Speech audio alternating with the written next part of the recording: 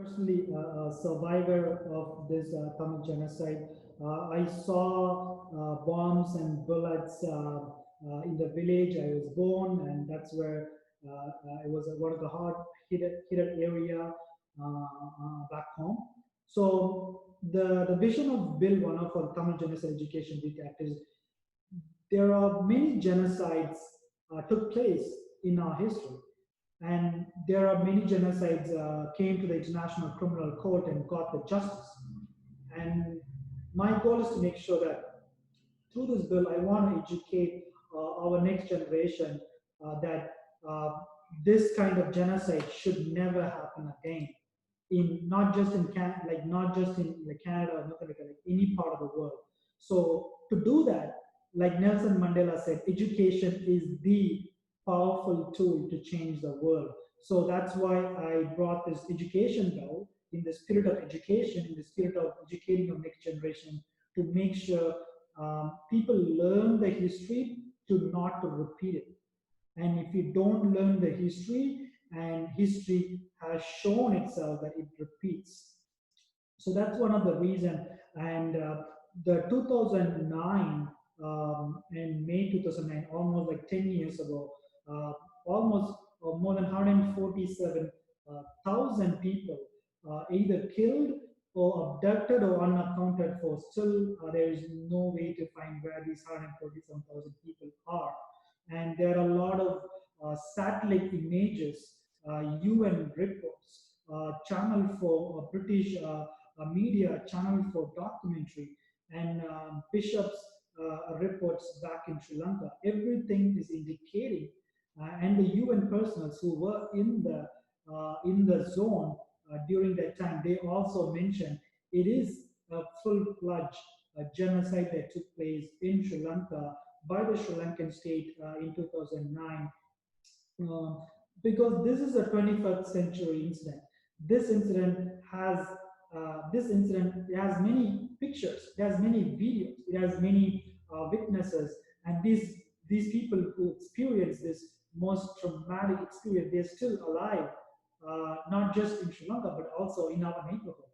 Probably they are probably at your Scarborough. So I just want to make sure I bring light to that area. And there are a lot of voiceless people across the world. And Canada has always been a leader, standing up against human rights violation, rule of law, democracy. So in the spirit of Canadian values, I just want to make sure that I bring this whole 21st century's most horrific genocide to in the education life to make sure never such thing happen again, not just in Sri Lanka, across the world. I'm very grateful.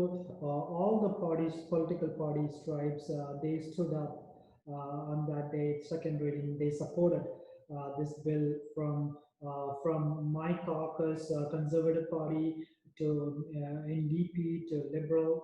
They all stood in support.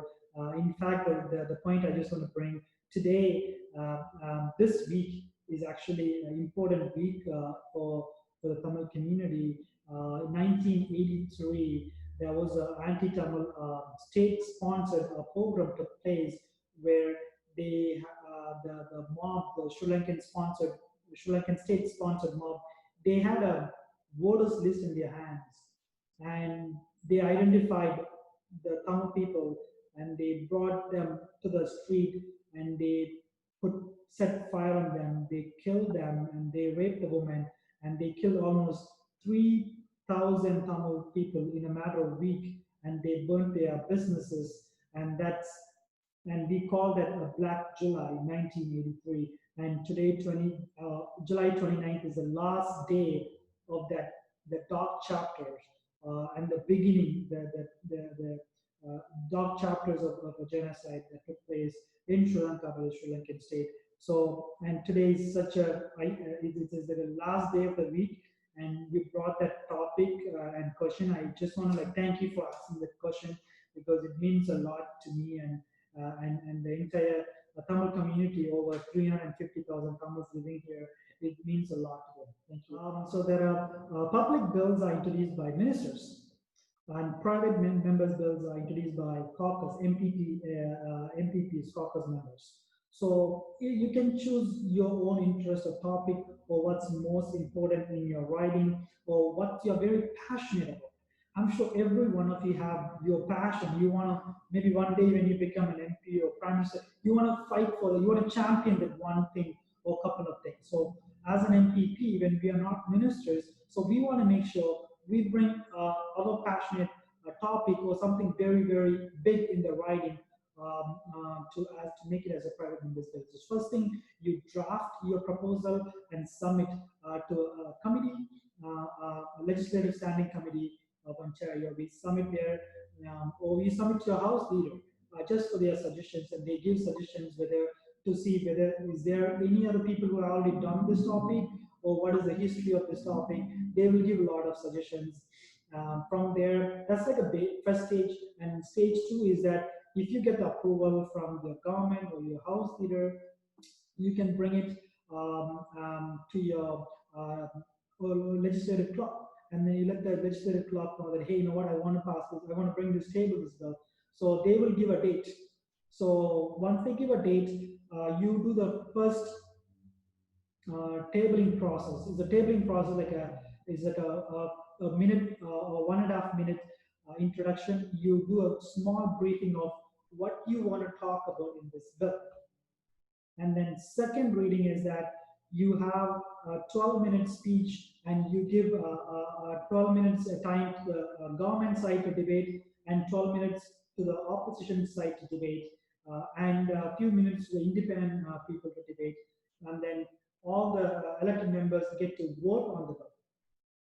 And the third process is the committee, that once you pass the second reading, it will be referred to one of those committees, and then committee will take this forward, and then they will have a lot of stakeholders from the community or people who has any objections to the bill. They will come forward, and they will present their objection or support to this committee, and that passed, it will be called to the third reading. And third reading is again a third final debate between government side and opposition side. And then if if the bill get majority vote, then it will go to the royal assent. And once the bill get the royal assent, it will pass as a law in Ontario for the years and generations to come. In Canada and in the world, only 2% of the private members bill pass all the three levels and becomes a law. That's a worldwide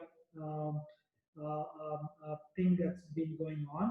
My bill, private members bill, is in committee stage. So I passed second reading unanimously. All the parties supported it.